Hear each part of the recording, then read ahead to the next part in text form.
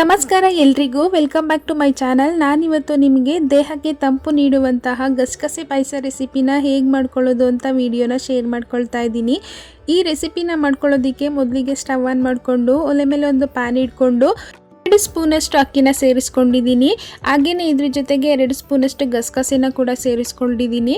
ಹಾಗೆ ಒಂದು 6 ಪೀಸಷ್ಟು ಬಾದಾಮಿನ ಸೇರಿಸ್ಕೊಂಡು ಒಂದು 10 ಪೀಸಷ್ಟು ಗೋಡಂಬಿನ ಸೇರಿಸ್ಕೊಳ್ತಾ ಇದ್ದೀನಿ. ಹಾಗೆ ಇದ್ರ ಜೊತೆಗೆ ಒಂದು 3 ಏಲಕ್ಕಿನ ಸೇರಿಸ್ಕೊಂಡು ಇದೆಲ್ಲನೂ ಚೆನ್ನಾಗಿ ಫ್ರೈ ಮಾಡ್ಕೊಳ್ಬೇಕಾಗುತ್ತೆ. ನೀವು ಬೇಕಿದ್ರೆ ಅಕ್ಕಿನ ನೆನೆಸಿನೂ ಕೂಡ ಸೇರಿಸ್ಕೊಳ್ಬೋದು. ನಾನಿಲ್ಲಿ ಹಾಗೇ ಡೈರೆಕ್ಟಾಗಿ ಸೇರಿಸ್ಕೊಂಡಿದ್ದೀನಿ. ಇದೆಲ್ಲನೂ ಸ್ವಲ್ಪ ಕಲರ್ ಚೇಂಜ್ ಆಗೋವರೆಗೂ ಲೋ ಫ್ಲೇಮ್ನಲ್ಲೇ ಚೆನ್ನಾಗಿ ಹುರ್ಕೊಳ್ಬೇಕಾಗುತ್ತೆ. ಯಾರಾದರೂ ಹೊಸದಾಗಿ ನಮ್ಮ ವಿಡಿಯೋನ ನೋಡ್ತಾ ಇದ್ದರೆ ನಮ್ಮ ಚಾನಲ್ನ ಸಬ್ಸ್ಕ್ರೈಬ್ ಮಾಡಿಕೊಂಡು ಸಪೋರ್ಟ್ ಮಾಡಿ. ಈ ರೀತಿ ಇದನ್ನೆಲ್ಲ ಚೆನ್ನಾಗಿ ಹುರ್ಕೊಂಡಿದ್ದಾದಮೇಲೆ ಸ್ಟವ್ ಆಫ್ ಮಾಡಿಕೊಂಡು ಇದನ್ನು ಕಂಪ್ಲೀಟಾಗಿ ತಣ್ಣಗಾಗೋದಕ್ಕೆ ಬಿಡೋಣ. ಇದು ತಣ್ಣಗಾಗಿದ್ದಾದಮೇಲೆ ಮಿಕ್ಸಿ ಜಾರ್ಗೆ ಟ್ರಾನ್ಸ್ಫರ್ ಮಾಡ್ಕೊಳ್ತಾ ಇದ್ದೀನಿ. ತುಂಬಾ ಈಸಿಯಾಗಿ ಯಾರು ಬೇಕಾದ್ರೂ ಈ ರೆಸಿಪಿನ ಟ್ರೈ ಮಾಡ್ಬೋದು. ತುಂಬಾ ರುಚಿಯಾಗಿರುತ್ತೆ ಕೂಡ. ಇದೆಲ್ಲನೂ ಮಿಕ್ಸಿ ಜಾರ್ಗೆ ಟ್ರಾನ್ಸ್ಫರ್ ಮಾಡ್ಕೊಂಡಿದ್ದಾದಮೇಲೆ ಇದ್ರ ಜೊತೆಗೇ ಒಂದು ಅರ್ಧ ಕಪ್ಪಷ್ಟು ತೆಂಗಿನಕಾಯಿ ತುರಿನ ಕೂಡ ಸೇರಿಸ್ಕೊಳ್ತಾ ಇದ್ದೀನಿ. ಹಾಗೆ ಸ್ವಲ್ಪ ನೀರು ಹಾಕಿ ಇದನ್ನು ಚೆನ್ನಾಗಿ ಪೇಸ್ಟ್ ರೀತಿ ರುಬ್ಕೊಂಡು ಬರೋಣ. ನೀವು ನೋಡ್ತಾ ಇರ್ಬೋದು, ಈ ರೀತಿ ರುಬ್ಕೊಂಡ್ರೆ ಆಯಿತು. ರುಬ್ಕೊಂಡಿದ್ದಾದಮೇಲೆ ಇದನ್ನು ಒಂದು ಕಡೆ ಎತ್ತಿಟ್ಕೊಂಡು ಒಲೆ ಮೇಲೆ ಒಂದು ಬಾಣಲಿನ ಇಟ್ಕೊಂಡಿದ್ದೀನಿ. ಇದಕ್ಕೆ 2 ಟೇಬಲ್ ಸ್ಪೂನಷ್ಟು ತುಪ್ಪನ ಸೇರಿಸ್ಕೊಳ್ತಾ ಇದ್ದೀನಿ.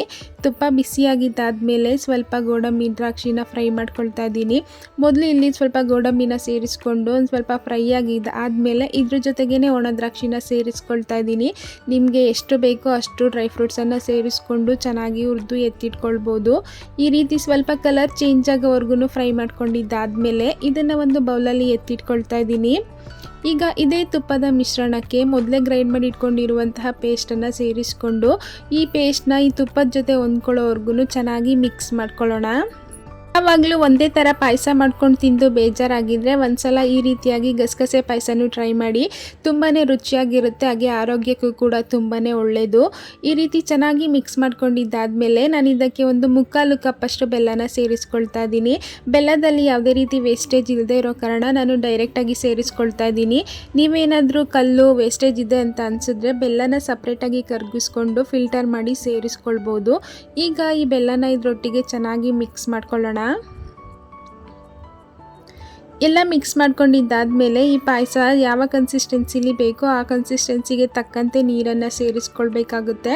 ನಾನಿಲ್ಲಿ ಮಿಕ್ಸಿ ಜಾರ್ಗೆ ಸ್ವಲ್ಪ ನೀರು ಹಾಕಿ ಅದನ್ನೇ ಕೂಡ ಸೇರಿಸ್ಕೊಂಡಿದ್ದೀನಿ. ಒಂದು ಅರ್ಧ ಲೀಟರಷ್ಟು ಸೇರಿಸ್ಕೊಂಡಿದ್ದೀನಿ. ಇದು ಸ್ವಲ್ಪ ತೆಳುವಾಗಿದ್ರೇ ತುಂಬಾ ಚೆನ್ನಾಗಿರುತ್ತೆ. ಅಕ್ಕಿ ಎಲ್ಲ ರುಬ್ಬಿರೋದ್ರಿಂದ ಒಂದು ಸ್ವಲ್ಪ ಕುಕ್ಕಾದ ತಕ್ಷಣ ಗಟ್ಟಿ ಆಗ್ತಾ ಬರುತ್ತೆ. ಹಾಗಾಗಿ ಸ್ವಲ್ಪ ತೆಳುವಾಗಿಯೇ ಇದನ್ನು ಅಡ್ಜಸ್ಟ್ ಮಾಡ್ಕೊಳ್ಳೋಣ ಕನ್ಸಿಸ್ಟೆನ್ಸಿನ.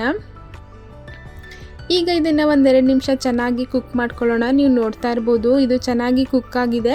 ಈಗ ಇದಕ್ಕೆ ಮೊದಲೇ ಫ್ರೈ ಮಾಡಿ ಎತ್ತಿಟ್ಕೊಂಡಿರುವಂತಹ ಗೋಡಂಬಿ ದ್ರಾಕ್ಷಿನ ಸೇರಿಸ್ಕೊಂಡು ಒಂದ್ಸಲ ಚೆನ್ನಾಗಿ ಮಿಕ್ಸ್ ಮಾಡಿಕೊಂಡು ಸ್ಟವ್ ಆಫ್ ಮಾಡಿಕೊಂಡ್ರೆ ಟೇಸ್ಟಿಯಾಗಿರುವಂತಹ ಹಾಗೆ ಹೆಲ್ದಿಯಾಗಿರುವಂತಹ ಗಸಗಸೆ ಪಾಯಸ ರೆಸಿಪಿ ರೆಡಿ ಆಗುತ್ತೆ.